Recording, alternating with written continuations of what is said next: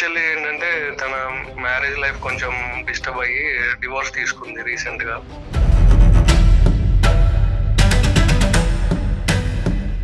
మా నాన్నగారు చనిపోయారు, అమ్మగారు చనిపోయారు. ఇప్పుడు నా చెల్లెల బాధ్యత నా చేతిలో ఉంది. ఇప్పుడు అలా అయిందని చెప్పి నేను ఇలాగే నా చెల్లెలు ఇంట్లో పెట్టుకొని కూర్చోలేను కదా సార్. నేను ఈ ఫిబ్రవరిలో ముహూర్తాలు ఉన్నాయి కదా సార్, అలా చేద్దామని నేను అనుకుంటున్నాను సార్. నా చెల్లెమో ఒప్పుకోవట్లేదు. వాళ్ళిద్దరు స్వార్థంగా నేను పెళ్లి చేసుకున్నాను లెటెస్ గో అంటే మీరు ఏకాక అయినట్టేగా జీవితంలో. నీకు ఒక భార్య ఉంది, నన్ను పట్టించుకో, ఎప్పుడు నీ చెల్లెల గోలేనా? బంధువులే ఎన్నో సూటిపోటి మాటలు తిడుతున్నారు. వచ్చి అన్నయ్య ఇంటి ముందు కూర్చొని రక్తం తాగుతుంది, అది తాగుతుంది. ఎన్నిసార్లు చెప్పాలా? మీ ఇంట్లో అదే బయట అదే ఎన్నిసార్లు చెప్పాలి? ఆల్రెడీ చెప్పినా కదా, వదిలేసే. తను చూసుకోవడానికి ఎవరో ఒకళ్ళు ఉండాలి, ఒక తోడంటూ ఉండాలి కదండి. మేము పెళ్లి చేసుకుని వెళ్ళిపోతే నువ్వు చేసుకో అన్నయ్య. ఇంకా ప్రపంచం అయిపోయాను.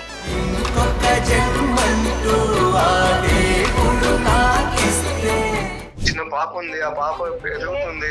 నానేడమ్మా నిన్ను అడిగి, నానేడు మావయ్య నువ్వు అడిగి ఎవరు తట్టుకుంటానమ్మా? నువ్వు మమ్మల్ని చూడాలన్నా ముందు నువ్వు సెటిల్ అవ్వాలి కదా. సంతోషం మాత్రం మేము పంచుకుంటా. మీ పెళ్ళి అయితే మాత్రం మీరు బాగానే పోస్ట్పోన్ చేస్తున్నారు, అది అందరికీ బాధగా ఉంది. మీరు మా కళ్ళ ఉంటుంటే సేవకులై సేవ చేసుకుంటా.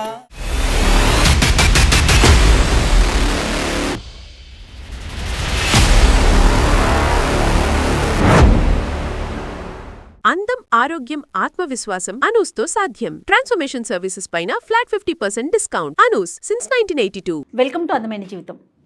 నమస్తే కళ్యాణ్ గారు. నమస్తే జయ గారు. పరమేష్ అనే ఒక అతను మనకి మెయిల్ చేశారండి. పరమేష్ గారు. ఫ్యామిలీలో ఎట్లా ఉంటుందంటే అన్న చెల్లెళ్ళు అక్క తమ్ముళ్ళ మధ్య ముందు నువ్వు పెళ్లి చేసుకుని నువ్వు సెటిల్ అవ్వు, తర్వాత నేను చేసుకుంటా. యూజువల్గా చూస్తాం. జనరల్గా మన కల్చర్లో మనం ఎట్లా ఆలోచిస్తాం, అన్న పెద్దవాడైనా మగపిల్లోడు, ఆడపిల్లలు ఉన్నారనుకోండి, ముందు ఆడపిల్లలకి పెళ్లి చేసి పంపించాకే తను పెళ్లి చేసుకోవాలనుకుంటాడు. తమ్ముడున్నా ఒకసారి తమ్ముడున్నా అంటే అవునవును, ఇలాంటి ఇష్యూ అన్నమాట. అంటే ఇంతవరకు మనం అందమైన జీవితంలో ఇలాంటి ఇష్యూ ఎప్పుడు మన దాకా రాలేదు. ఒకరికొకరు ప్రేమ ఎక్కువైపోయి ఆ ప్రేమతో కన్ఫ్యూజ్ అయ్యి ఇది సమస్య కాదు కానీ వీళ్ళకి అసలు ఎట్లా ముందుకు వెళ్ళాలి అని అర్థం కాక జస్ట్ అలా మనకి పరమేష్ మనకి ఒక మెయిల్ చేశారండి. మీరు ఓకే అంటే ఒకసారి కాల్ చేసి మాట్లాడండి మేడం. పరమేష్.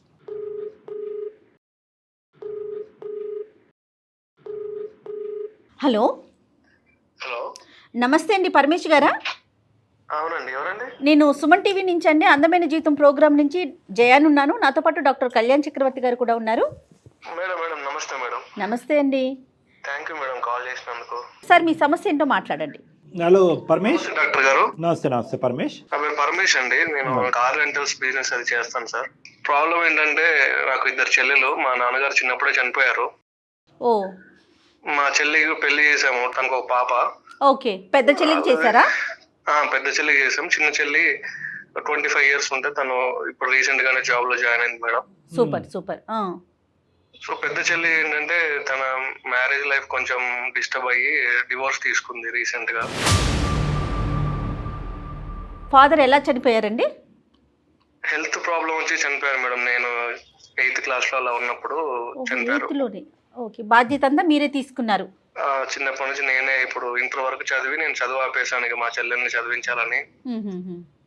బాధ్యత అంతా నేనే తీసుకొని మేము మా నాన్న చనిపోయిన తర్వాత సంవత్సరం ఇప్పుడు హైదరాబాద్ వచ్చేసాము. ఓకే. అక్కడ పొలాలు కూడా ఏం లేవు మాకు, ఇక కూలీ పని మీద నేను మా అమ్మ చెల్లెలు హైదరాబాద్ వచ్చేసాం మేడం. ఓకే. అమ్మ ఏం చేస్తుంటారు? మా అమ్మగారు కూడా చనిపోయారు మేడం. మా పెద్ద చెల్లి పెళ్లి అయిన సంవత్సరం టైంలో మా అమ్మగారు కూడా చనిపోయారు హెల్త్ ప్రాబ్లం వల్ల. సో అమ్మ నాన్న ఇద్దరు చనిపోయారు పరమేష్? అవును సార్. పెళ్లికి ముందే నాన్నగారు లేరు, పెళ్లి అయిన తర్వాత అమ్మ చనిపోయింది. అవును సార్. దురదృష్టం కొద్దీ ఆ చెల్లి యొక్క మ్యారేజ్ సక్సెస్ఫుల్ అవ్వలేదు. విడాకులు అయిపోయిందా? విడాకులు అయిపోయింది సార్. తను వేరే పెళ్లి కూడా చేసేసుకున్నాడు. ఎవరు? అతను మా బావ. సరే, అతను ఇప్పుడు చెల్లి ఎక్కడ ఉంది? పెద్ద చెల్లి మా ఇంటికి వచ్చింది సార్. మీకు మ్యారేజ్ అయిందా? నాకు అవ్వలేదు సార్. ఇంకా మీకు అవ్వలేదు. పెద్ద చెల్లికి విడాకులు అయ్యింది. రెండో చెల్లికి ఆబ్వియస్లీ జాబ్ వచ్చింది. జాబ్ చేస్తుంది సార్, రీసెంట్ గా జాబ్ లో జాయిన్ అయింది. సో మీ ముగ్గురు కలిసి ఉంటున్నారు ఇప్పుడు? అవును సార్. ఇప్పుడు అర్థమైంది నాకు. మీరు రెంటల్ బిజినెస్లో ఉన్నారు, అది కార్ రెంటల్ బిజినెస్లో ఉన్నారు. నాన్నగారు లేకపోవడంతో మొత్తం కుటుంబ బాధ్యత అంతా కూడా మీ మీద పడటం వల్ల మీరు చదువు కూడా కంటిన్యూ చేయలేకపోయారు. అప్పటి నుంచి ఇప్పుడు బిజినెస్తోనే ఫ్యామిలీని ఇలాగా కాపాడుకుంటూ ముందుకు వచ్చారు. అవును సార్. మేము హైదరాబాద్ వచ్చిన తర్వాత నేను కొన్ని రోజులు మెకానిక్ షెడ్ లో వర్క్ చేశాను, తర్వాత డ్రైవర్ గా పనిచేశాను. అదేలేండి అదేలేండి. వాళ్ళు వీళ్ళు కొంచెం ఇచ్చిన సలహాతోటి కొంచెం డబ్బులు కూడబెట్టుకొని చిన్న చిన్న కార్ రెంటల్ బిజినెస్ నడుపుతున్నాం సార్. ఇప్పుడు సూపర్. ఈ స్టేజ్ లో ఉన్నాను. చెల్లికి మీరు చూసి చేసిన సంబంధమేనండి? కాదండి, మా మేనమామ చూసి చేశాడు మంచి అదే సంబంధం అని చెప్పి ఫ్యామిలీలో వాళ్ళు చూసి చూశారు. చేసిందే అంతేనా? లవ్ మ్యారేజ్ కాదు కదా అని అడుగుతున్నాను. కాదండి అరేంజ్డ్ మ్యారేజ్. మా మేనమామ వాళ్ళు చూశారు సంబంధం. Okay okay. ఇప్పుడు ఏంటండి, ఇప్పుడు మళ్ళీ ఇప్పుడు చిన్న చెల్లికి చూస్తున్నారా, పెద్ద చెల్లికి చూస్తున్నారా, మీరు చేసుకోబోతున్నారా పెళ్లి? పెద్ద చెల్లి చేసి పంపించేసిన తర్వాత చిన్న చెల్లికి చేద్దామనండి. నా పెళ్లికి గురించి ఆలోచన లేదు నాకు ఇప్పుడు ప్రస్తుతానికి. అంటే మీకు ఏమైనా రెడీగా ఉన్నారా ఎవరైనా మీ మనసులో, మీ సిస్టర్కి? మనసులో తనకంటూ అంటే ఏమీ లేదు, తనకు అసలు చేసుకోవాలనే ఉద్దేశమే లేదు. బట్ నేనేంటంటే పాప పెరుగుతున్న కొద్ది ఇప్పుడు తనకు ఒక తండ్రి కావాలి పాపకి. చిన్న చెల్లి అయితే కనుక ఈ మధ్యనే జాబ్ వచ్చింది కాబట్టి ఆ అమ్మాయికి ఇప్పుడు అప్పుడే చేయటం అనేది కష్టం. ప్లస్ మీ ఇద్దరికి పెళ్లి కాకుండా ఆ అమ్మాయి పెళ్లి చేసుకోవటం అనేది కొద్ది దూరం అంశం. తన విషయం కాస్త పక్కన పెడదాం. పెద్దామెకి టైం పట్టచ్చు, 1 year పట్టచ్చు, 1.5 2 years పట్టచ్చు. ఎందుకన్నది కూడా నేను చెప్తాను. ఛాలెంజెస్ ఎక్కువ ఉంటాయి. డివోర్స్ అయిన తర్వాత పాత జ్ఞాపకాలు, అక్కడ జరిగిన ట్రామా, ఎంత కాదనుకున్నా కూడా విడాకులు అనేది ఒక ఆడపిల్లకి, ఒక అబ్బాయికైనా అమ్మాయికైనా ట్రామా. సో ఇలాంటి చాలా పర్మిటేషన్స్ అండ్ కాంబినేషన్స్ చాలా ఉంటాయి. దీనివల్ల మీ మ్యారేజ్ డిలే అవ్వట్లేదా? మీరు ముందు చేసుకుంటే ప్రాబ్లం ఏంటి? నాకు ఇప్పుడు 39 సంవత్సరాలు సార్. ఇప్పుడు నాకు మ్యారేజ్ మీద అంత చేసుకోవాలనే ఉద్దేశం కూడా లేదు. ఎటు సరే మా నాన్నగారు చనిపోయారు, అమ్మగారు చనిపోయారు. ఇప్పుడు నా చెల్లెల బాధ్యత నా చేతిలో ఉంది. సరే ఫస్ట్ మ్యారేజ్ ఏదో మంచో చెడో జరిగింది, డివోర్స్ అయ్యాయి. ఇప్పుడు అలా అయిందని చెప్పి నేను ఇలాగే నా చెల్లెలు ఇంట్లో పెట్టుకొని కూర్చోలేను కదా సార్. లేదు, అలా కూర్చోలేరు. కానీ అట్ ద సేమ్ టైం మీరు మీ చెల్లెల గురించి ఎంతైతే ఆలోచిస్తున్నారో అదే స్థాయిలో ఆ ఇద్దరు చెల్లెలు అన్నయ్య గురించి కూడా ఆలోచిస్తారు కదా. ఆలోచిస్తా సార్. బట్ నా ముందైతే ఇప్పుడు నా సవాలు ఉన్నాయి ఏంటంటే నా చెల్లికి పెళ్లి చేయడం సార్. నా పెద్ద చెల్లికి చేయాలి. ఏమంటున్నారు మరి? తను ఒక తోడు అనేది ఉండాలి సార్ వాళ్ళకి. మీ పెద్ద సిస్టర్ ఏమంటున్నారు మరి? ఈ ప్రపోజల్స్ ఇలా వస్తున్నాయి, చేద్దామా అంటే వస్తున్నాయండి? ఏమైనా సంబంధాలు వస్తున్నాయా? అంటే ఉన్నా సార్, నాకు నా సర్కిల్లో ఇట్లా ఒక అతను డ్రైవర్ గా చేసే అతను ఉన్నాడు, మంచి అతనే. చెప్పాను తనకి నా చెల్లెల స్టోరీ ఇలా జరిగింది, డివోర్స్ అని చెప్తే తను కూడా ఓకే అని చెప్పాడు. నేను ఫిబ్రవరిలో ముహూర్తాలు ఉన్నాయి కదా సార్, అలా చేద్దామని నేను అనుకుంటున్నాను సార్. నా చెల్లెమో ఒప్పుకోవట్లేదు. చిన్నామ గురించి మీరు మాకు ప్రత్యేకంగా ఛాలెంజ్ ఫోన్ చేయలేదు, పెద్దామ గురించే. అక్కకి చేయడానికి తను రెడీగా ఉందా? అన్నయ్య నువ్వే చేసుకొని చిన్న చెల్లి అంటోందా? చిన్న చెల్లి ఎట్లా ఉంది? తన ఒపీనియన్ ఏంటంటే? తన ఒపీనియన్ కూడా అలాగే ఉంది మేడం. ఎందుకంటే ఇప్పుడు ఫస్ట్ మిమ్మల్ని అన్నయ్య నీకు కూడా ఒక తోడు కావాలి, చిన్నప్పటి నుంచి కష్టపడి నీకంటూ ఏం చేసుకోలేదు నువ్వు, నీకంటూ ఒక తోడ ఉండాలి కదా అన్నయ్య, మా కోసమే ఎంత కష్టపడతావు, నీ లైఫ్ గురించి కూడా ఆలోచించని చెప్పి వాళ్ళిద్దరు పట్టుబడుతున్నారు. అదేలేదు, ఇప్పుడు రేపొద్దున ఈ ఆడపిల్లలు ఇద్దరు పెళ్లిళ్ళు చేసుకుని వెళ్ళిపోయారనుకోండి, ఇతను ఒంటరివాడు అవుతాడు కదా, అలా ఆలోచిస్తున్నారేమో చెల్లెళ్ళు. ఈ పాయింట్ వాళ్ళకి తెలుసా అండి? ఇప్పుడు మీరు చెప్పినటువంటి పాయింట్, అసలు నాకు 39 years వచ్చినాయి, ఇప్పుడు నాకు మ్యారేజ్ ఏంటి, అసలు పెళ్ళే వద్దు అనే ఆలోచన మీ మనసులో ఉన్నది అనేది మీ సిస్టర్స్ తెలుసా? లేదంటే వాళ్ళు ఇప్పటికీ కూడా మా ఇద్దరు పెళ్ళిళ్ళు అయిన తర్వాత అన్నయ్య చేసుకుంటాడనే ఆలోచనలో ఉన్నారు వాళ్ళు? వాళ్ళకి తెలుసు సార్. అంటే ఈయనకి అసలు శాంతం పెళ్ళే వద్దని అంటున్నారు. అంటే 39 years వద్దు అని నేను అనట్లేదు. బట్ మొదలైతే నా చెల్లెళ్ళకి పెళ్లి చేసి అత్తారింటికి పంపించిన తర్వాత నేను నా అనేది చూసుకోవడం సార్. ఎందుకంటే నేను ఇలా ఇంట్లో పెట్టుకొని నేను పెళ్లి చేసుకొని నేను సుఖంగా ఉండలేను సార్ ఇంట్లో పెట్టుకొని. ఆ పాయింట్ నాకు అర్థమైందండి. ఇప్పుడు మీరు ఎలాగైతే ఒక ఆడపిల్ల యొక్క జీవితానికి పెళ్లి అనే సబ్జెక్ట్ గురించి కండిషన్స్, టైం లైన్స్ మాట్లాడుతున్నారో, అలాగే ఒక వయసు వచ్చిన మగాడికి కూడా కొన్ని టైం లైన్స్ ఉంటాయండి.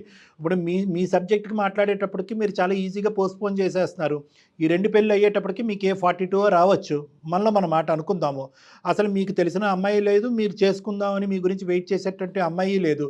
అప్పటి నుంచి మీరు వెతుకులాట మొదలు పెడతారు. అప్పటికి 45 వస్తాయి. ప్రాక్టికాలిటీ మనం మాట్లాడుకుందాం ఈరోజు. మీరు అంటే ఇప్పుడు నా భాష కాదు ఇది, మీ సిస్టర్స్ యొక్క మనసులో ఉన్న ఆలోచన కూడా నేను చెప్తున్నాను. ఈ ప్రతిదీ త్యాగం చేసినటువంటి అన్నయ్య ఎప్పుడు సుఖపడతాడు? తండ్రి చనిపోయిన తర్వాత బరువంతా భుజస్కంధాల మీద వేసుకుని బరువంతా మోసాడు. వీళ్ళ చదువు గురించి అతను చదువు త్యాగం చేశాడు, వీళ్ళ పెళ్ళిళ్ళ గురించి అతని జీవితాన్ని త్యాగం చేశాడు. ఎందుకంటే ఆ కారణం తప్ప మీకు 39 సంవత్సరాల వరకు మీకు పెళ్ళి ఎందుకు అవ్వలేదు అనే దానికి ఇంకో కారణం లేదు. సో ఎన్ని త్యాగాల కంటే ఇద్దరు ఆడపిల్లలు చూస్తారు చెప్పండి? ఎన్ని త్యాగాలు చూస్తారు? మీ మాట చాలా కరెక్ట్గా ఉంది, కాదనట్లేదు. కానీ ఒక ప్రేమ, ఒక అనుబంధం, ఒక బంధం ఉండేటటువంటి ఒక కుటుంబంలో మీరు ఒక 50% త్యాగం చేస్తే ఆడపిల్లలు మీకు ఒక 50% మీ జీవితంలో ఒక సంతోషం, సుఖం చూడాలనుకుంటారు. వాళ్ళిద్దరు స్వార్థంగా నేను పెళ్లి చేసుకున్నాను లెటెస్ గో అంటే మీరు ఏకాకి అయినట్టేగా జీవితంలో. ఆ పరిస్థితి చూడటానికి వాళ్ళు రెడీగా ఉన్నారా? సార్ మీరు చెప్పింది నిజమే సార్, నేను కాదనట్లేదు. బట్ ఇప్పుడు నేను నా స్వార్థానికి నేను పెళ్లి చేసేసుకొని తర్వాత నా భార్య వచ్చిన తర్వాత నా చెల్లెల కోసం నేను సంబంధాలకి అటు ఇటు తిరుగుతుంటే తను నన్ను తెప్పిపోవద్దని నమ్మకం ఏంటి సార్? నీకు ఒక భార్య ఉంది, నన్ను పట్టించుకోవా, ఎప్పుడు నీ చెల్లెల గోలేనా, ఇన్ని రోజులు నీ చెల్లెల గురించి చేసావు, కనీసం పెళ్ళైన తర్వాతకైనా నీకంటూ పర్సనల్ లైఫ్ ఉంది. మీరు ఎంత దూరం ఆలోచిస్తున్నారంటే మీ జీవితకాలం అంతా కూడా మీ కుటుంబ సభ్యులు, మీ సిస్టర్స్ గురించి సతకోటి వందనాలు. అంటే ప్రేమ అంటే ఇలా ఉండాలి అని చెప్పి గర్వపడుతున్నాం కానివ్వండి, ఆ ప్రేమతో పాటు మీ జీవితాన్ని చాలా వరకు త్యాగం చేసేస్తున్నారేమో అని అనిపిస్తుంది నాకు పరమేష్. మీకంటూ ఒక జీవితం ఉంది. ఒకటి పాయింట్ నెంబర్ 1, మీ భార్య వచ్చి వీళ్ళిద్దరిని చూడకపోతే వీళ్ళు చూసుకునే పొజిషన్లో లేరు అని నేను అనుకోవట్లేదు. వాళ్ళకి కొంతవరకు మీ సపోర్ట్ కావాలి, కానీ ఇద్దరు చదువుకున్నటువంటి ఆడపిల్లలు వాళ్ళ కాళ్ళ మీద వాళ్ళు నిలబడగలరు. నెంబర్ 1. నెంబర్ 2, నేనేమంటున్నానంటే మీ మ్యారేజ్ అనేటటువంటి సబ్జెక్ట్ మీరు మాట్లాడుతున్నారు, కానీ మీ మ్యారేజ్ చేసుకోవటానికి మనస్ఫూర్తిగా మీకు ఎంత అవకాశం ఉంది? మీరు పెళ్లి చేసుకోవటానికి మెంటల్గా ప్రిపేర్డ్గానే ఉన్నారా? మీరు అనేది నిజమే, బట్ నేను నా ఇద్దరు చెల్లెల్ని ఇంట్లో పెట్టుకొని నేను పెళ్లి చేసుకున్న సుఖంగా సంతోషంగా జీవించలేను సార్. రేపొద్దున్న వచ్చే అమ్మాయి చూడదేమో అని ముందుగా అనుకోవద్దండి. అందరూ ఒకలాగా ఉండరు కదా. మంచిగా రిసీవ్ చేసుకునే అమ్మాయి రావచ్చు, మీరు ముందుగానే మాట్లాడొచ్చు. బట్ మీ ఫీలింగ్ ఓకే, పెళ్లి కాని పిల్లల ముందు నేను ఎట్లా ఉండను అనేది ఇంకోటి. అదే మేడం, ఇప్పుడు మా బంధువులే ఎన్నో సూటిపోటి మాటలు తిడుతున్నారు. వచ్చి అన్నయ్య ఇంటి ముందు కూర్చొని రక్తం తాగుతుంది, అది తాగుతుంది అని చెప్పి గయ్యాలి లాగా నా చెల్లెల్ని చూస్తున్నారు. ముక్కు మొహం తెలియని అమ్మాయి వచ్చి తను మంచిగా ప్రవర్తిస్తుంది నాకు ఎలా అనిపిస్తుంది మేడం? అది పాయింట్లేండి, కానీ మరీ అంత నెగిటివిస్టిక్గా ఆలోచించొద్దని జయ మేడం చెప్తున్నారు. ముందస్తునే మనం మాట్లాడుకుంటాం. వచ్చేటటువంటి వాళ్ళకి కళ్ళగట్టినట్టు కనిపిస్తుంది ఇంట్లో పరిస్థితి. ఇద్దరు ఆడపిల్లలు ఉన్నారు, బాధ్యత తండ్రి లేడు, బాధ్యత బ్రదర్ మీదే ఉంది. ముందస్తునే మనం కండిషన్స్ మాట్లాడుకున్నాం. వాళ్ళిద్దరు పెళ్లిళ్ళు చేయడం నా బాధ్యత, వాళ్ళ బాగోగులు, వాళ్ళ భవిష్యత్తు చూడటం, ఇవన్నీ నచ్చి నువ్వు ముందుకు రాగలిగితే రా అమ్మా అని చెప్పి చెప్తారు. ఆ అమ్మాయి వస్తుందా, ఆ అమ్మాయి ఇష్టం, రాదు అంటే కనుక అది వేరే విషయం. So anyway there is a plan. Doctor గారు చాలా సంతోషంగా అనిపించట్లేదండి? మీతో మాట్లాడితేనే చాలా సంతోషంగా ఉందండి. ఎందుకంటే చెల్లెల కోసం, ఫ్యామిలీ కోసం ఈ రోజుల్లో ఇంతగా ఆలోచిస్తున్నారంటే సూపర్ అండి. రియల్లీ అప్రిషియేట్ యువర్ ఎఫర్ట్ అండి. మీ ఎఫర్ట్ ఇప్పుడే కాదు, మీరు మీ నాన్నగారు చనిపోయిన దగ్గర నుంచి ఈ కుటుంబానికి మీరు చేసినటువంటి ఎఫర్ట్, త్యాగం, అమ్మ చనిపోయిన తర్వాత కూడా మీ ఇద్దరు పిల్లలకి, ఇప్పుడు చెల్లెలకి ఇద్దరికి కూడా చేయడం చాలా గ్రేట్. కానీ at the end of the day మీరు ఏ విధంగా అయితే కనుక వాళ్ళ జీవితాల్లో చూస్తున్నారో అదే విధంగా మీ జీవితంలో కూడా 4 కళ్ళు చూస్తున్నాయి అనేది మీరు గుర్తుపెట్టుకోవాలి. ప్రేమ గురించో లేదంటే వాళ్ళ బాగోగు గురించో మీరు సుఖ సంతోషాలతో ఉండాలి అంటే కనుక మీకంటూ ఒక ప్రయాణం మొదలవ్వాలి, మీకంటూ ఒక జీవితం ఉంటేనే మీరు ఆరోగ్యంగా ఉంటారు. ఆ ఆరోగ్యాన్ని చూసి ఆ ఇద్దరు చెల్లెళ్ళు సంతోషపడతారు. అంతేగాని కేవలం పెళ్లి చేసుకుంటేనే చాలు మీరు సంతోషపడతారు, మీకు కరెక్ట్ భర్తలను ఎతుకుతేనే చాలు మీరు సంతోషపడతారు కాదు. ఒక భవిష్యత్తు మంచి ఆరోగ్యంగా హ్యాపీగా ఉండేటటువంటి అన్నయ్యను కూడా ఇద్దరు ఆడపిల్లలు చూడాలి అని అనుకుంటున్నారు అన్నది కూడా మీరు గమనించగలరు. మరి అందమైన జీవితం దాకా ఎందుకు వచ్చారు చెప్పండి? నా చెల్లిని కొంచెం మీరు ఒప్పించాలండి తన పెళ్లికి. ఎందుకంటే ఇప్పుడు తన పెళ్లి చేయకుండా నేను పెళ్లి చేసుకున్నా నాకు తిండి తిన్నా అది వంట పట్టదు మేడం. నాకు అది లవ్ ఇస్ గుడ్, బట్ మాట్లాడదాం. అసలు తన ఒపీనియన్ ఏంటనేది డాక్టర్ గారు ఒకసారి మాట్లాడతారండి. చెల్లె ఒప్పుకుంటుందా, మీరే ఒప్పుకుంటుందా అనేది, మీరే ఒప్పుకుంటారనేది చూద్దాం. అంతేనా డాక్టర్ గారు? అంతే మేడం, షూర్. ఖచ్చితంగా మీరైతే మా చెల్లిని ఒప్పించే ప్రయత్నం చేయండి సార్. ఎందుకంటే మీరు మా చెల్లిని ఒప్పిస్తారని మీ దాకా వచ్చాను మీ మీద నమ్మకంతోనే. ఎందుకంటే ఆడపిల్ల సార్, ఇప్పుడు నాకు 39 ఏళ్ళు వచ్చాయి, నా పెళ్లి సగం జీవితం అయిపోయింది. ఇప్పుడు పెళ్లి అనేది నాకు మ్యాండేటరీ థింగ్ అనేది కాదు సార్. బట్ నా చెల్లికి అలా కాదు, తనకు పాప ఉంది, తన పాపకి తండ్రి అవసరం కంపల్సరీ కావాలి కదా సార్. సమాజంలో ఇప్పుడు ఆడపిల్లని ఎలా ట్రీట్ చేస్తున్నారు, అలాంటిది పెళ్లి చేసుకొని ఒక పాపను కానీ ఇంటి మీద పుట్టింటికి వచ్చిందంటే ఇంకా ఏ విధంగా ట్రీట్ చేస్తారు సార్, అది నేను తట్టుకోలేకపోతున్నాను. సో అందుకని నేను మీ వరకు రాగలిగాను sir. Try to our level best అండి, తప్పకుండా. మీ సిస్టర్తో మీకు కనెక్ట్ చేస్తారా ఎవరు? పరమేష్ చేస్తాను సార్, కలపండి, కాల్ చేస్తాను. ఇంతకీ తన పేరేంటండి? తన పేరు Bindu madam. Bindu, okay. Conference call కలుపుతున్నాను మేడం. రైట్. ఓకే. దయచేసి లైన్ లో వేచి ఉండండి. The person you are speaking with has put your call on hold. Hello Bindu. అన్నయ్య, చిన్న చెల్లి వచ్చిందారా?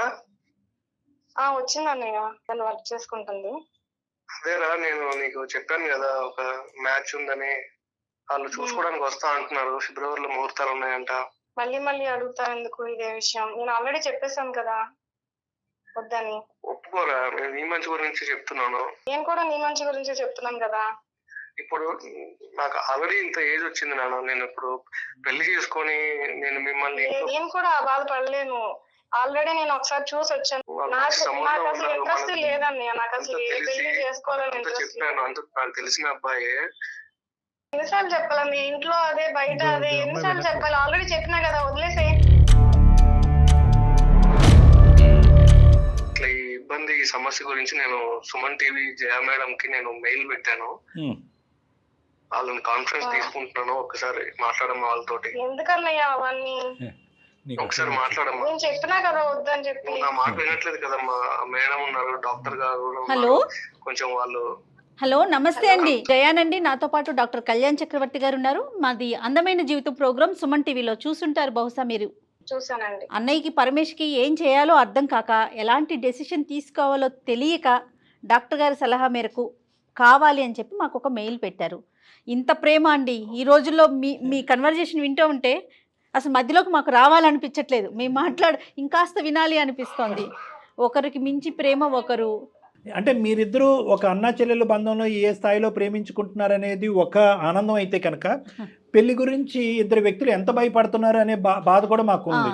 అంటే పెళ్లి అనేటటువంటిది అసలు కాంటెక్స్ట్లోకి తీసుకురాకున్నటువంటి సబ్జెక్టు. పెళ్ళి అంటేనే ఒక టెర్రరిజం అనే స్థాయిలో నువ్వు పెళ్లికి గత స్మృతుల వల్ల నువ్వు భయపడుతున్నావు. పెళ్లి చేసుకుంటే ఎక్కడ వచ్చేటటువంటి భార్య మీ ఇద్దరిని బయట పెడతాదో అనేటటువంటి బాధతో బ్రదర్ ఉన్నాడు. కానీ దయచేసి పెళ్ళిని ఎంత కొట్లాడినా, ఎన్ని గొడవలైనా, ఎన్ని డివోర్స్లైనా, పెళ్ళి అనేటటువంటిది అంటే ఈ హ్యూమన్ దిస్ థింగ్, అంటే ఈ మొత్తం ప్రపంచాన్ని నడిపించేటటువంటి ఒక శక్తి. దాని మీద ఒక వ్యతిరేకత భావం అనేటటువంటిది ఇప్పుడు కాదు కదా, ఏ కాలంలో కూడా రాకూడదు. అయినా కానీ నువ్వు నీ అభిప్రాయం అంటే, మా అన్నయ్య ఏమంటాడంటే ఇందాక మాట్లాడినప్పుడు, నేను పెళ్లి చేసిన తర్వాత పెద్ద చెల్లికి ఫస్ట్, రెండో చెల్లికి తర్వాత, ఆ అమ్మాయి ఏమంటుందో తర్వాత చూద్దాం. ఈ అమ్మాయికి అయితే నేను పెళ్లి చేయాలి. ఒక ఆడబిడ్డ ఉంది. నేను ఫస్ట్ చేసినటువంటి ఆ పెళ్ళి దురదృష్టం కొద్దీ ముందుకు పోలేదు. ఆ బాధ నాకుంది. పెళ్లి చేసుకుని ఈ అమ్మాయి ఒక సెటిల్ అయ్యి ఒక ఇంటిది అవుతాయి కనుక ఐ విల్ బీ హ్యాపీ. అప్పుడు నేను ఇంకా కాన్ఫిడెంట్గా పెళ్లి చేసుకుంటాను. నేను వేరే నా భార్య పర్మిషనో, వాళ్ళ పర్మిషనో, వీళ్ళ పర్మిషనో తీసుకుని మా చెల్లికి ఒక సంబంధం చూడవలసినటువంటి అవసరం లేదు, దయచేసి మా చెల్లిని ఒప్పించండి అని అంటున్నాడు. పెద్ద చెల్లికి పెళ్లి చేయాలన్నా, ఇద్దరు ఆడపిల్లలకి కూడా పెళ్లి అయ్యే వరకు ఉండాలనా? నాకు ఇది ఒక పాయింట్ అనిపించింది. ఏం పరమేష్ గారు? సార్ ఫస్ట్ అయితే సెకండ్ అయితే ఆవిడ, థర్డ్ మీరు రాఖీ కట్టించుకునే ఆమె.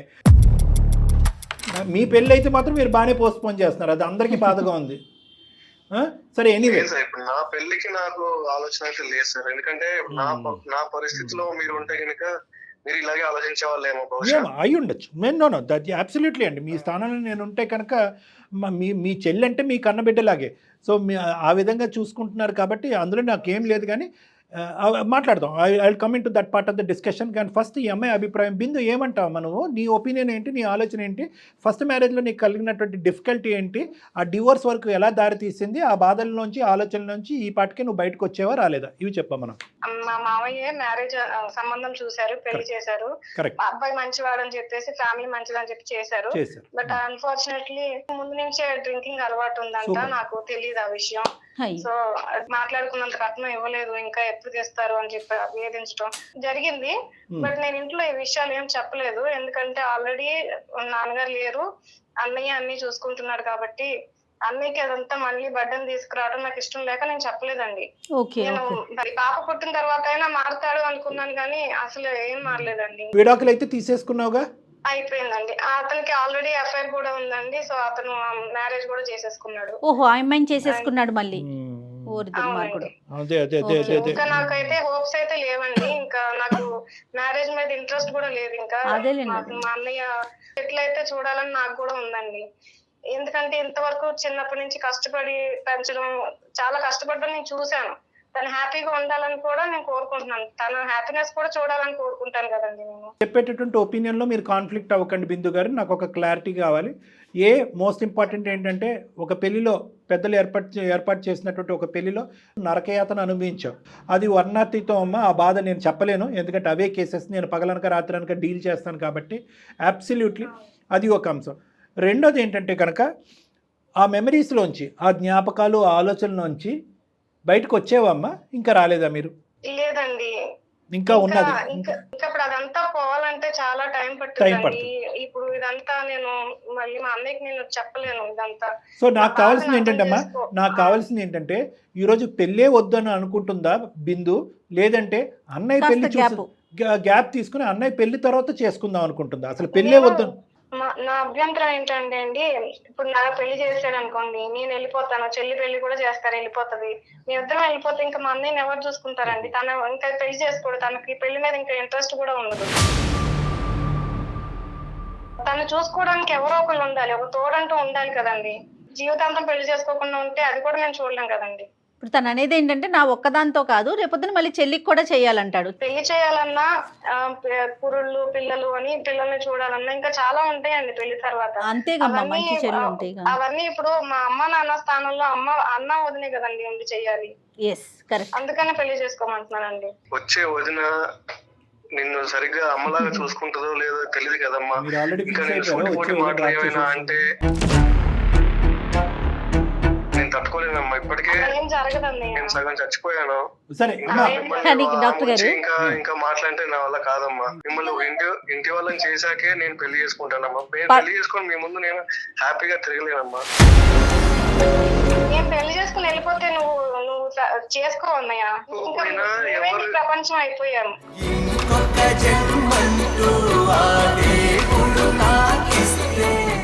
అది కాదమ్మా, అందుకని ఫస్ట్ నువ్వు సెటిల్ అయిన తర్వాతే, నిన్ను హ్యాపీగా చూసిన తర్వాతే మేము పెళ్లి చేసుకోకపోయినా ఏం అవ్వదమ్మా. కానీ ఆడపిల్లకి సరైన సమయంలో పెళ్లి చేయకపోతే వాళ్ళు ఎలా మాడుకుంటారో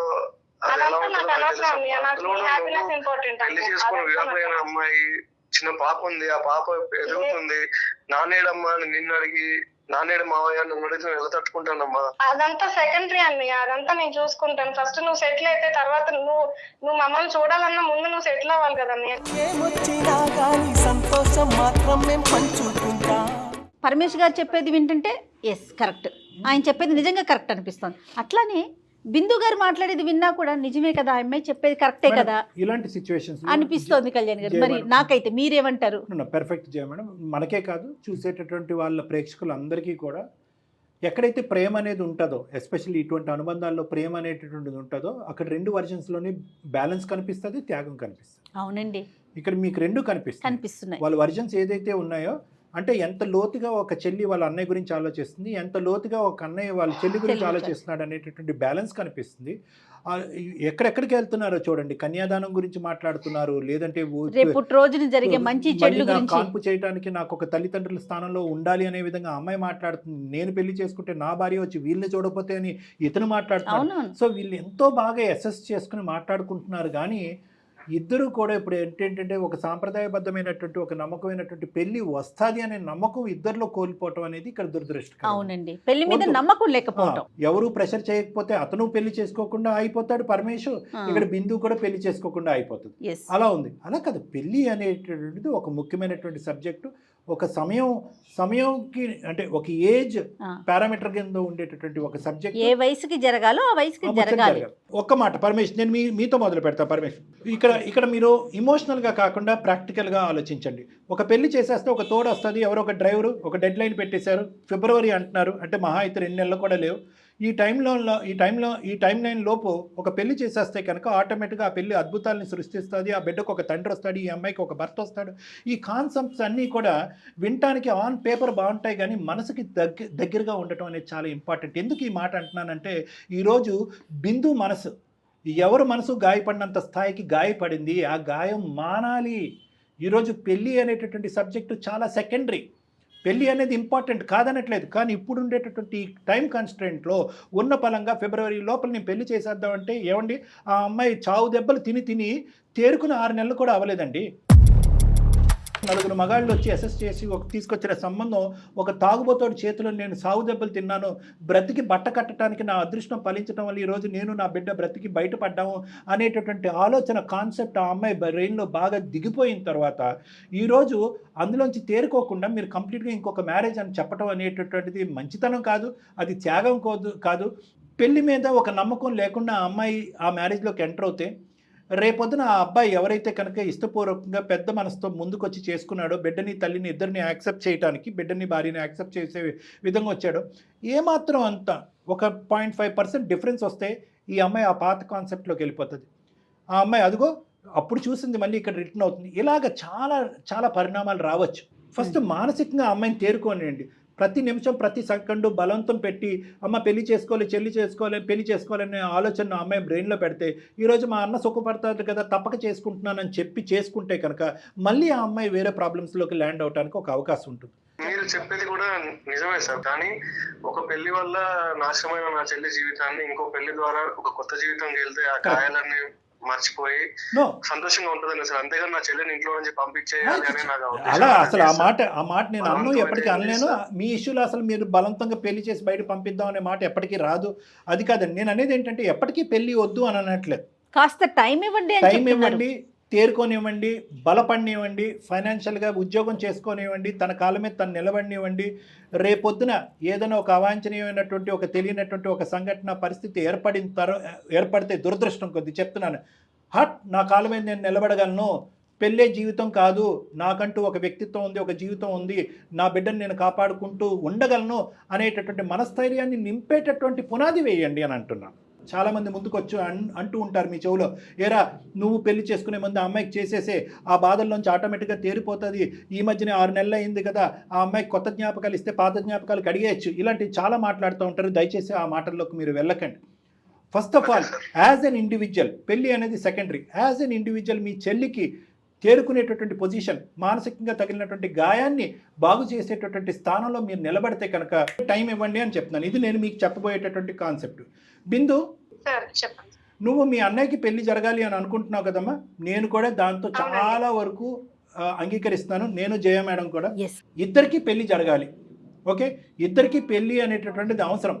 కానీ ఇక్కడ వచ్చేటటువంటిది ఎవరు ముందు ఎవరు వెనకాతలు అనే పోటీ పడుతున్నారు కాబట్టి దయచేసి ఆ పోటీ పడద్దు. ఎవరి పాత్ర వాళ్ళు పోషించవలసినటువంటి అవసరం ఉంది.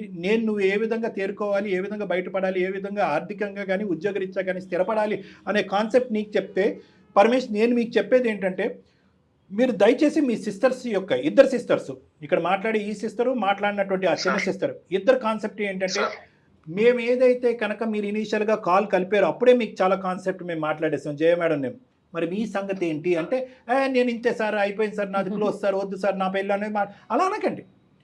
ప్రేమ అనేది మీరు ఎలా అయితే పంచివ్వాలనుకుంటున్నారో అదేవిధంగా చెల్లెలు కూడా మీకు ప్రేమ పంచివ్వాలనుకుంటున్నారు. మీరు స్వీకరించాలి ప్లీజ్. మీరు నేను ఇలాగే ఉండిపోతాను, నేను ఇలాగే ఉంటాను అంటే కనుక మిమ్మల్ని ఇలా చూస్తూ ఉండటానికి వాళ్ళు రెడీగా లేరు. మీరు వన్ సైడెడ్గా ఇంకా సాక్రిఫైస్ చేయడానికి 39 ఇయర్స్ వచ్చిన తర్వాత అది స్వీకరించడానికి ఆడపిల్లలు ఇద్దరు రెడీగా లేదు. ఎందుకంటే వాళ్ళకి వయసులు వచ్చినాయి, ఆలోచనలు వచ్చినాయి, మీరు చేసినటువంటి త్యాగం ఏంటి అనేటటువంటిది వాళ్ళ మనసుకు బాగా తెలిసింది. కాబట్టి ఈరోజు ఇందాక నేను అన్న పదం మళ్ళీ వాడుతున్నా, కొంతవరకు మీ గురించి మీరు ఆలోచించుకోవాలి. మీకు సంబంధించినటువంటి సంబంధాలు కూడా వెతుకులాట అవ్వాలి. మీ ఇంటికి సంబంధించిన పెద్దలు ఎవరన్నా ఉంటే కనుక నాకు సంబంధం చూడండి అని మీరు చెప్పాలి. లేదంటే మీ ఇద్దరు సిస్టర్స్కి ఉండేటటువంటి పరిచయాల్లో వాళ్ళకి తెలిసినటువంటి వాళ్ళని ఎవరన్నా తీసుకొచ్చేటటువంటి ప్రయత్నం చేస్తారు. ఇది ప్యారలల్గా డాక్టర్ కళ్యాణ్ చక్రవర్తి జయవేయడం చెప్పేది ఏంటంటే, ఈ వర్కౌట్ ఏదైతే ఉందో ప్యారలల్గా జరగాలి. మీ సిస్టర్ మానసికంగా తేరుకోవాలి, తర్వాత ఒక సంబంధం చూడాలి, మీరు కూడా ముందుకొచ్చి ఒక సంబంధాలని చూసేటటువంటి ప్రయత్నంలో కూడా ఇష్టపూర్వకంగా మీరు అడుగు వేయాలి అనేది మా యొక్క సొల్యూషన్. మీరేమంటారు చెప్పండి. అదే సార్, నేను ఇంతకుముందు చెప్పినట్టు ఆ చెల్లిని ఏదో బలవంతంగా పంపించారు. తన గాయాలు ఇంకా వేరే పెళ్లి చేసి అనుకున్నాను కానీ తను ఇంకా తేరుకోలేదు. అందరి మనసు ఒకలాగా ఉండదు కదండి అని నాకు తెలియలేదు సార్. బహుశా అమ్ముంటే చెప్పుకునేదేమో. నేను ఒక కాన్సెప్ట్ మానసికంగా మైండ్లోంచి ఒక కాన్సెప్ట్ తీసేసేయండి పరమేష్ గారు. నా పెళ్లి జరిగితే కనుక చెల్లెలు ఇద్దరు యొక్క భవిష్యత్తుకి ఫుల్ స్టాప్ పడిపోతుంది అనే కాన్సెప్ట్లోంచి బయటకు రండి. ఆడవాళ్ళు ఎవరైతే వస్తారో వాళ్ళు అర్థం చేసుకునే వాళ్ళు వస్తారు, పెద్ద మనసుతో ఉండే వాళ్ళు వస్తారు. ముందే మాట్లాడుకోండి, ఇవి నా కండిషన్స్, ఇవి ఉంటేనే మా సిస్టర్స్ యొక్క ప్రాముఖ్యం ఈ విధంగా ఉంది, ఆ విధంగా ఆ కాన్సెప్ట్ నచ్చి ముందుకు వచ్చేటటువంటి వాళ్ళని మీరు చేసుకోండి. ఫైనల్గా ఎవరిది ముందు అవుతుంది అనేటటువంటిది భగవంతుడికి వదిలేసేయండి. మానసికంగా ఇద్దరు తేరుకోవాలి. నెంబర్ 1, మీరు సంబంధాలు చూడాలి, ఆ అమ్మాయి మానసికంగా తేరుకునే అవకాశం ఇచ్చి ఆ అమ్మాయికి కూడా సంబంధాలు ఇవ్వాలి. ఏముంది, ఒక 2 నెలలు ముందు వెనక అసలు ఏమవుతుందండి పెద్ద కాన్సెప్ట్. మీ కల్చర్లో ఎలా ఉందో 1 ఇయర్లోపు అన్న చెల్లి చేసుకోవచ్చో లేదో అవి చూసుకొని మ్యాచ్ని పక్కన ఉంచుకోండి. చక్కగా ఇద్దరు పెళ్ళిళ్ళు అయిపోయాక మీ ఇద్దరు కలిసి చిన్న చెల్లికి పెళ్లి చేయండి. ఎంత చక్కటి సొల్యూషన్, భలే హ్యాపీగా అనిపించింది నాకు. మీరేమంటారు పరమేష్ గారు? అదే మేడం, నా భయం అంతా వచ్చే తను అస్సలు ఆలోచించొద్దండి అనుకున్నాను, కానీ ఇప్పుడు మీరు చెప్పాక నాకు ఒక క్లారిటీ అనేది క్రియేట్ అయింది మేడం. బిందు, మీకేమనిపిస్తుందమ్మా? నాకు కూడా అదే అనిపిస్తుందండి, మీరు చెప్పింది 100% కరెక్ట్ అండి. నేను నా కాళ్ళ మీద నేను నిలబడాలనుకుంటున్నాను. ఎందుకంటే నా స్టెబిలిటీ, నా పాపని నేను చూసుకోవాలంటే నేను కూడా జాబ్ చేస్తూ ఒక స్టెబిలిటీలో ఉండాలి కదా నేను కూడా. 100% అండి. కానీ టైం కావాలి, దానికి టైం కావాలి. అండ్ అన్న పెళ్లి చేసుకుని అన్న వదిన నాకు పెళ్లి చేస్తే బాగుంటుంది. సరే చూద్దాం, అది ఎవరు ముందు వెనకట్ల అనేది మనం ఇప్పుడు మాట్లాడలేం. ఎవరి ప్రయత్నంలో వాళ్ళు ఉండటం అనేది మంచిది. దీనికి సంబంధించినటువంటిది ఇంకా వివరాత్మక అంటే ఇంకా వివరంగా మనం మాట్లాడుకోవాలంటే ఒకసారి మీ ముగ్గురు రండి, చిన్న చెల్లిని కూడా తీసుకుని నా దగ్గర రండి. నేను క్లియర్ కట్గా పెన్ ఆన్ పేపర్ పెట్టి నీట్గా ఎక్స్ప్లెయిన్ చేస్తాను. ఎవరి పాత్ర ఏంటి, ఎవరు ఎంతవరకు ఆలోచించాలి, ఆలోచించకూడదు అనేది నేను క్లియర్ కట్గా ఎక్స్ప్లెయిన్ చేస్తాను. ఈ కన్ఫ్యూజన్ క్లియర్ అయిపోతుంది. ముగ్గురు భవిష్యత్తు అద్భుతంగా ఉంటుంది. పెళ్ళిళ్ళు చేసుకోవటం వల్ల మీ యొక్క అన్నా చెల్లెల యొక్క బంధాలు అక్కడితో ఆగిపోతాయనే కాన్సెప్ట్లోంచి మీరు బయటికి రండి. ఫస్ట్ జీవితకాలం అంతా కూడా ఎన్ని శక్తులు వచ్చి మీ అందరి మధ్యన అడ్డుపడినా కూడా మీ ప్రేమ, మీ ప్రయాణం ఇలాగే కొనసాగుతుంది అనేది గట్టి నమ్మకం నాకు ఉంది. ఎందుకంటే అదే ఫౌండేషన్ మీద ఇక్కడి వరకు మీరు వచ్చారు కాబట్టి ఈ ఫౌండేషన్ ఇలాగే కంటిన్యూ అవుతుంది. Okay okay right. ఓకే అండి పరమేష్ గారు, మీకు ఓకేనా? Okay madam, right. Thank you. ఒకసారి రండి నా దగ్గరికి వస్తే ఒకసారి ఒక 10 minutes మనం మాట్లాడుకుంటే ఇంకా పూర్తిగా క్లారిటీ వస్తుంది మీకు. ఓకే, తప్పకుండా సార్. రైట్, నమస్తే. సార్ మా అన్నయ్య మీరు ఎంత చెప్పినా చాలా థ్యాంక్స్ అండి. రైట్ అండి, థ్యాంక్ యూ బిందు గారు, నమస్తే. Thank you madam. రైట్, అది మేడం ఇంత ప్రేమ. గుడ్. కానీ మీరు ఎంత చక్కటి సొల్యూషన్ చెప్పారంటే ఆడవారికి సంబంధించి. ముందు అమ్మాయి కాళ్ళ మీద నిలబడాలి కదా. తనకు ఏమవుతుందో మనం ఏం చెప్పగలుగుతామండి. షీడెంచి మేలంచాలి. ఒకసారి దెబ్బతినుంది, ఒక కాన్ఫిడెన్స్ లెవెల్స్ అనేవి బిల్డ్ అవుతాయి కదా. అతను ఏంటంటే ఇంకా ఫిక్స్డ్ బిలీఫ్లో ఉన్నాడు మేడం. ఒక పెళ్లి పెటాకులు అవుతే ఇంకో పెళ్లి చేస్తే జీవితాలు రెక్టిఫై అవుతుందని పొరపాటున, అది కూడా ప్రమాదకరమైన పొజిషన్ వచ్చింది. అవునవును, చాలా ఆలోచించి చేయవలసిన స్టెప్ అమ్మా అది. Right. Thank you so much doctor గారు. నమస్తే. అందం, ఆరోగ్యం, ఆత్మవిశ్వాసం అనూస్తో సాధ్యం. ట్రాన్స్ఫర్మేషన్ సర్వీసెస్ పైన ఫ్లాట్ 50% డిస్కౌంట్. అనూస్ సిన్స్ 1982.